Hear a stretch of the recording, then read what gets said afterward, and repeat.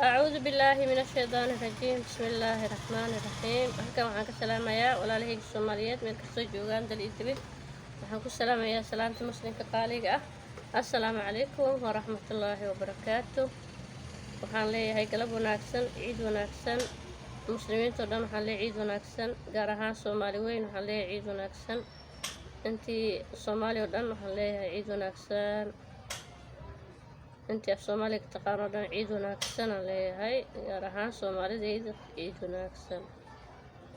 ciidan ciideeda nabadii khayr iyo bashbash iyo barwaaqo Allah nagu gaarsiiyo iyo Soomaaliya mid ah Allah na gaarsiiyo insha Allah meesha iga daawanaysaan ama iga dhageysanaysaan waa Khadiija Aadam oo official ku soo dhawaada walaalahay ku soo dhawaada subscribe like share iyo insha Allah intii ii dhahday khayrkan waxay soo gaarsiiyay Allah weyn oo waaxidka asaga u mahad celinaya asaga mahad shukri iskale markaas kadib walaalahayga Soomaaliyeed oo i daawada subscribe iyo like iyo siiyay share iyo dhahay waan u mahad celinaya waa mahadsantiin walaalahay shukran baa idin leeyahay meel kastoo joogtaan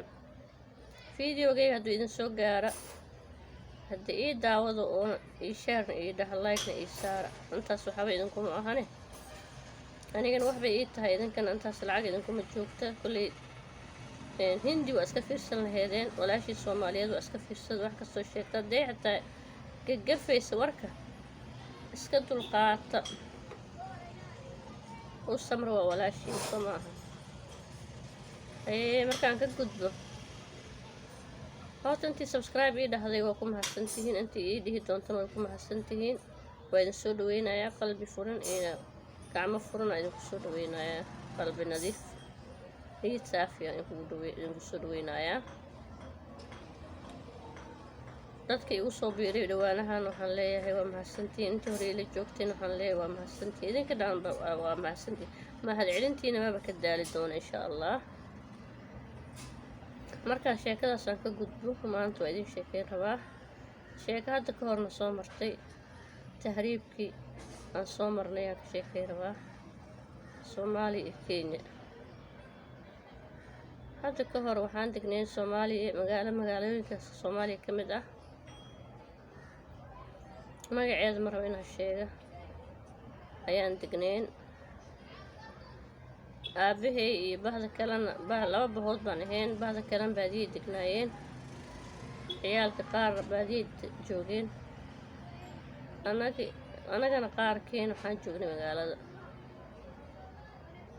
magaaladan joognay markii xilligii la kala qaxay aabbaa noo yimid aabba iyo hooyo waxay isku afkarteen qaarna Kenya inay aadaan qaarna baadiyaha lagu celiyay hoostay ka wada xariiqeen oo isku go'aanka way ku gaareen in yani asaas loo kala baxo aniga waxaan ku jiray dadka baadiyaheena nala geeyay baadiyaheena iska joogi jirnay caanaheena iska cabi jirnay adiga markii kadib xoolihii way dhamaadeen dadka wixii beeralayda ku noq beerahooda ku soo laabanayeen qofkii xoolihi yar u dambeeyeen waxa way baadiyaha iska sii joogayeen intii xoolaha yani beerta ugu fiicnaanayso markaas kadib maalin maalmaha ka mid ah aabba wuxuu dhahay walaalkay yani iga weyn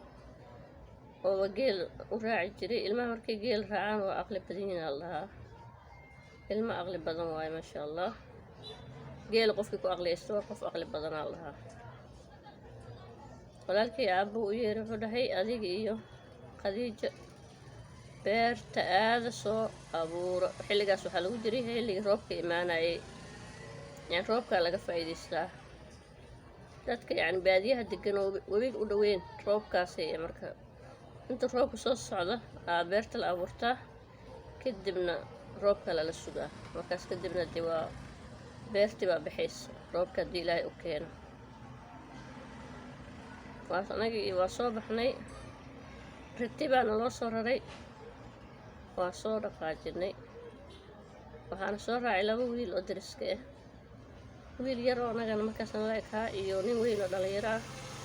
aana soo raacay waa soo baxnay wax badan aan soo soconay wadada wax badan aan ku soo dhaweynaynay adii dhowr habeen aan dhaxda soo galnay intay habeenay tahay ma garanayaan hadda ma xasuustay, laakiin waa aad baan usoo soconay. adiga ugu dambeys waxaan imaanay beerihii baan imaanay. beerihii waa adiga meeshii markaa imaanay kolley intay adiga wax badan bay nagu qaadatay, 2 beerood bay ahaayeen. beerihii waa la abuuray.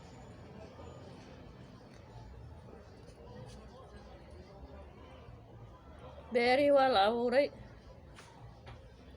markii la abuuray go-aanka wuxuu ahaa marka in la laabto, aabbo loo noqdo, xaafadii iyo meesha ka imaanin loo noqdo. waxaa la dhahay marka waa baxnay, subaxii aan kasoo baxnay beertii goor adiga hadda haddaan qiyaaso duhuradii oo kale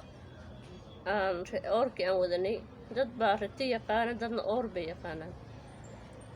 marka ritiga waxaan ka wadaa oor geela midka la rarta.